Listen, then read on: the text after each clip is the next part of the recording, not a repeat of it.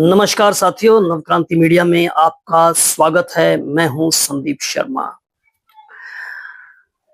आज बात दिल्ली नगर निगम की उस साधारण सभा की बैठक की जो हर महीने जनता के मुद्दों पर चर्चा के लिए होती है, लेकिन असल में यह हंगामा महोत्सव से कम नहीं होती।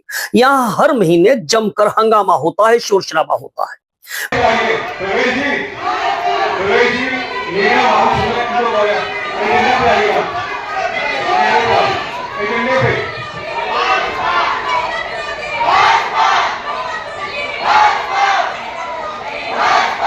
मार्च की ये आखिरी बैठक थी।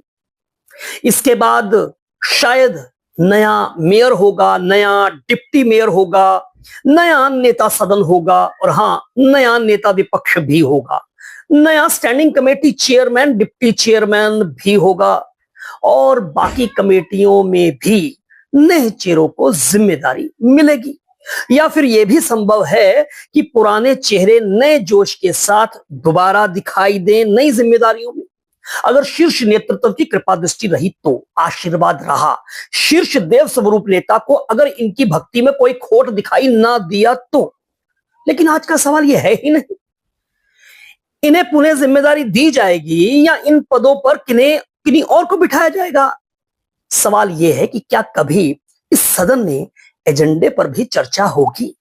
क्या जन सामान्य के मुद्दों को भी गंभीरता से उठाया जाएगा?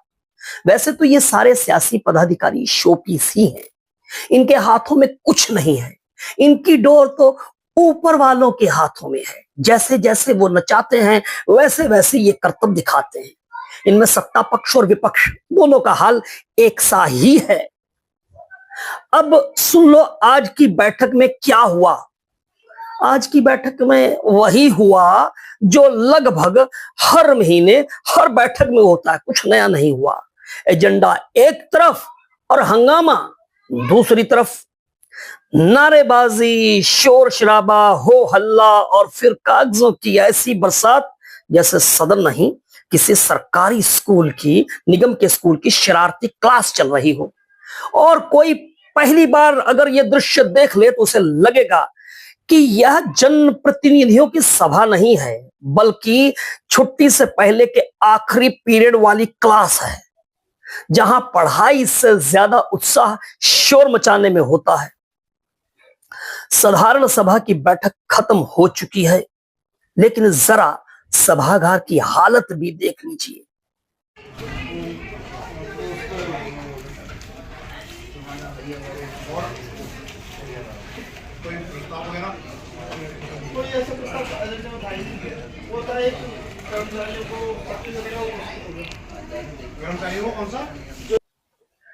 चारों तरफ कागज ही कागज। अब थोड़ी देर में निगम के कर्मचारी आएंगे और माननीयों द्वारा फैलाया गया यह लोकतांत्रिक कचरा उठाएंगे। दिल्ली को साफ सुथरा बनाने की जिम्मेदारी जिन माननीयों पर है, अगर उनके सदन का ही यही हाल है तो शहर की सफाई तो भगवान भरोसे ही समझिए। उधर विपक्ष की खुशी भी आज चरम पर थी, क्योंकि दिल्ली के पूर्व मुख्यमंत्री अरविंद केजरीवाल राउज एवेन्यू कोर्ट से शराब घोटाले में बाइज्जत बरी हो गए हैं। तो जाहिर है खुशी का इजहार भी तो करना चाहिए। नारे भी लगेंगे और अपने सर्वोच्च नेता का गुणगान भी होगा। और देश का सम्मान करते हैं, जिसने कानून और संविधान की मर्यादा को बनाए रखते हुए न्याय प्रदान किया। हमें पूर्ण विश्वास है कि अरविंद केजरीवाल जी भविष्य में भी लोकतंत्र, जन सेवा और देश हित के कार्यों में पहले की तरह सक्रिय भूमिका निभाते रहेंगे। हमें इस सदन के माध्यम से हम उन्हें पुनः सारे आम आदमी पार्टी के लोगों को, कार्यकर्ताओं को, सांसदों को, विधायक को, देश की जनता को, दिल्ली की जनता को पुनः हार्दिक बधाई देते हैं और उनके उत्तम शासन उज्जवल भविष्य की कामना करते हैं।